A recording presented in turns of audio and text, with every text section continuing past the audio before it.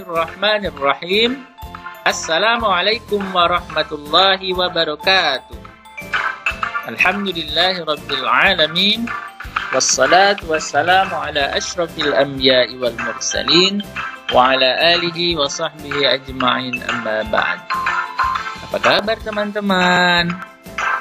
Semoga teman-teman dalam keadaan baik dan dalam keadaan sehat selalu, dan tetap menjadi anak yang solih dan solihah. Teman-teman, sekarang kita pelajaran pendidikan agama Islam dan budi pekerti kelas 3 bersama saya Ustadz Iswadi. Mari kita awali pelajaran dengan membaca lafaz basmalah. Bismillahirrahmanirrahim.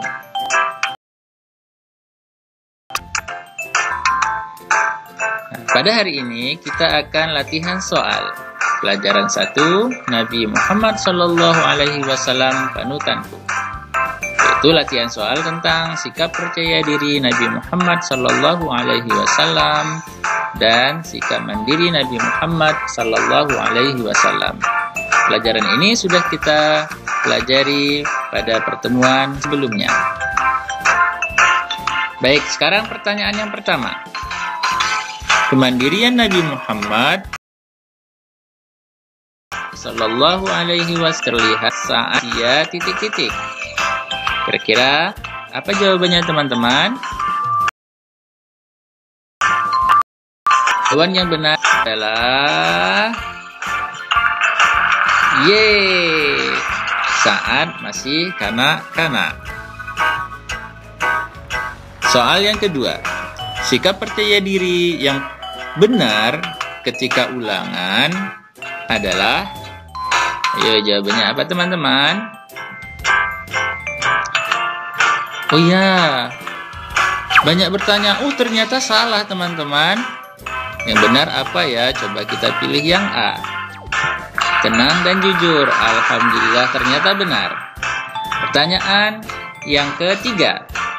Cara menumbuhkan sikap percaya diri adalah, apa ya jawabannya?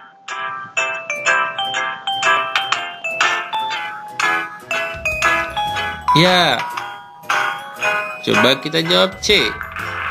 Benar, alhamdulillah. Sekarang pertanyaan yang keempat.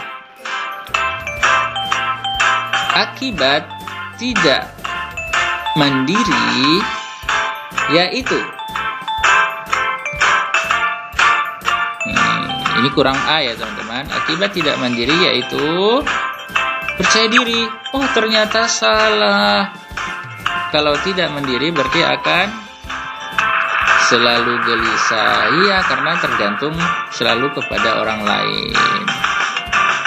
Selanjutnya pertanyaan yang kelima. Orang yang percaya diri selalu memegang teguh pendirian dan tidak, apa ya jawabannya? Coba kita jawab ragu-ragu. Ternyata benar. Soal yang keenam. Contoh sikap mandiri seorang anak setelah bangun tidur adalah, ayo tadi teman-teman, ketika teman-teman bangun tidur, apa ya yang kalian lakukan? Langsung mandi. Ternyata salah. Coba kalau kita jawab B, membereskan tempat tidur. Ternyata jawabannya adalah membereskan tempat tidur. Ayo, tadi pagi siapa yang membereskan tempat tidur? Soal yang ketujuh. Contoh anak mandiri berikut ini adalah, jawabannya apa ya? Anak mandiri sholat subuh atas kemauan sendiri. Sholat subuh jika disuruh ibu, tidak sholat subuh. Ayo, coba kita jawab sholat subuh jika disuruh ibu. Ternyata salah. Yang benar apa ya? Coba kita jawab A. Sholat subuh atas kemauan sendiri. Jadi teman-teman, sholat subuh itu kewajiban. Jadi jangan sampai kita nunggu disuruh baru sholat subuh. Soal yang ke-8. Sikap mandiri berarti hanya mengandalkan. Mengandalkan siapa ya? Coba kita jawab diri sendiri.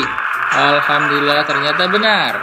Jadi mandiri itu kita tergantung kepada diri kita sendiri, jangan tergantung kepada orang lain, kepada orang tua, kepada teman, jangan teman-teman. Sekarang soal yang ke-9. Saat masih kecil, Nabi Muhammad Sallallahu Alaihi Wasallam mengembalakan kambing pamannya. Ini mencerminkan sikapnya yang titik-titik. Apa ya jawabannya? Yang jujur. Oh, ternyata kurang tepat jawabannya. Mandiri. Ternyata benar. Jadi Nabi Muhammad sejak kecil sudah mandiri. Dia mengembalakan kambing pamannya dan juga mengembalakan kambing orang-orang. Nah, dari hasil gembalanya itu dia mendapatkan upah. Nah, upahnya itu dia tabung. Selanjutnya, soal yang ke-10. Salah satu kunci sukses Rasulullah dalam berdakwah adalah karena titik-titik. Apa teman-teman berdakwah itu? Berdakwah adalah mengajak manusia untuk hanya menyembah kepada Allah Subhanahu wa Ta'ala. Apa pilihannya? A. Sombong dengan kemampuannya. B. Bergantung kepada pamannya. C. Percaya diri. Coba. Waktu berdakwah Rasulullah itu selalu pamannya yang membelanya. Coba kalau kita jawab itu benar nggak ya? Oh, salah ternyata teman-teman. Memang benar Rasulullah itu dibela oleh pamannya ketika berdakwah. Tapi ada jawaban yang paling tepat, yaitu apa ya? Coba percaya diri. Alhamdulillah ternyata dengan percaya diri Rasulullah sukses dalam berdakwahnya. Dia berdakwah di Mekah kurang lebih 13 tahun, berdakwah di Madinah kurang lebih 10 tahun. Islam berjaya. Sekarang pertanyaan yang ke-11. Percaya diri dengan kemampuan diri disebut apa? Nah, ini adalah mencerminkan sikap apa ya? Percaya diri apa mandiri? Coba kita lihat. Kalau berubah warna berarti itulah jawabannya. Oh, ternyata percaya diri dengan kemampuan diri disebut percaya diri.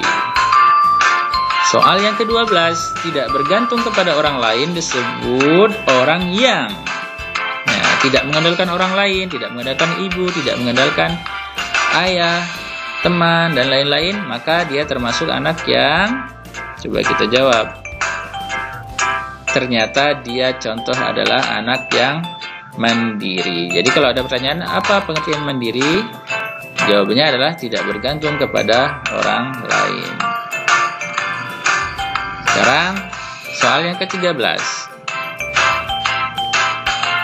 Dalam sebuah hadis disebutkan, demi zat yang jiwaku berada di tangannya, sungguh seorang di antara kalian mengambil talinya, lalu ia mencari seikat kayu bakar dan dibawa dengan punggungnya, kemudian dia menjualnya, lalu Allah mencukupkannya dengan kayu, itu lebih baik baginya daripada dia meminta-minta kepada manusia, baik manusia itu memberinya atau menolaknya. Hadis riwayat Bukhari dari Zubair bin Awam. Kira-kira hadis ini mencerminkan sikap apa ya teman-teman? Oh, ternyata mencerminkan sikap mandiri. Sekarang soal yang ke-14. Nah, ini lupa merubah angka. Dalam sebuah hadis juga disebutkan, mukmin yang kuat lebih baik dan lebih dicintai oleh Allah daripada mukmin yang lemah. Nah, kira-kira teman-teman, orang yang imannya kuat, ya, imannya kuat, ekonominya kuat, ilmunya juga kuat, itu maka dia termasuk orang yang mencerminkan apa, teman-teman? Kira-kira dia akan jadi apa? Kalau imannya kuat, ilmunya juga hebat, maka dia akan apa, teman-teman? Ternyata dia akan percaya diri. Soal yang selanjutnya, apa yang harus dilakukan agar menjadi anak yang percaya diri? Coba teman-teman dipikir kira-kira apa ya? Coba kita jawab. 1.